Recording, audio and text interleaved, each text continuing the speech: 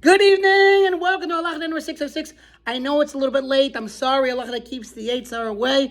We had a Whiskey and Wisdom event here at the Bella Jewish Center. It was amazing. I'll post some pictures. But today's Halacha is in loving memory of Minka Bas Naftali. Her neshama should have an aliyah.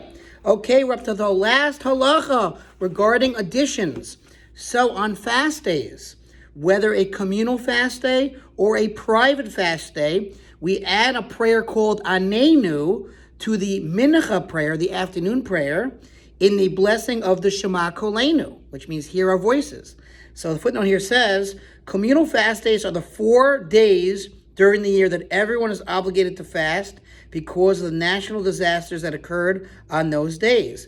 They are, and we talked about them, I think, the 17th of Tammuz, the 9th of Av, the 3rd of Tishrei, and the 10th of Teves. These are all months, okay? And they all, unfortunately, remember the tragedies that happened during the temple being destroyed or about to be destroyed.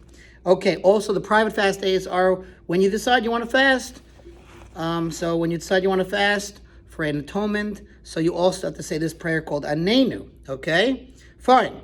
So after reciting the words, B'chol Eitz Sarah Vitzuka, those are special words we say in the Anenu, we conclude Ki Ata Shomea, right? So once again, it's only during Mincha prayer. In the morning prayer, we don't say it, but the Chaz and the Cantor does say it in his repetition.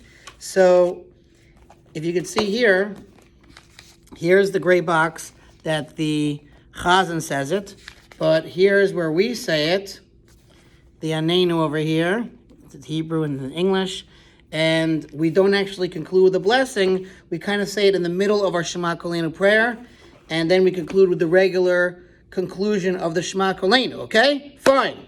So normally you're supposed to say it. Now, if you forgot to say the Anenu prayer, and you did not remember until you said Baruch Atah Hashem of the blessing of Shema Tevilah, you do not repeat the blessing to say Anenu. So you already said Baruch Atah Hashem Shema Tevilah, don't repeat it. No worries. What do? But rather, after completing the entire silent Amidah, after Lokainit Sur, which is the very last paragraph, before you move your feet, that's when you say the Anenu prayer. There are certain times in our silent Amidah we can have personal prayers. One of them is in between Shema Kolenu, and that's why that's the ideal place to say the Anenu. Or your personal prayers at the very end of the silent Amidah. So he says, so say it there, say the Anenu prayer there. Until the closing words, B'chol Eitz Sarah Vitzuka, just like we said normally, right? That's how the Anenu prayer ends.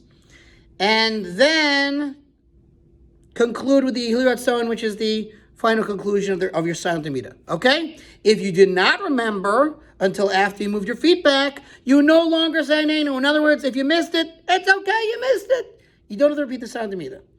Right? So he says here, omitting Anenu never required the repeating of the silent Amidah. So that was your halacha. Please review. That was 606. Once again, in loving memory of Minka Bas Naftali. Her soul should be elevated to the sponsor feature halacha, $36, $100 for the gold. Have a wonderful evening.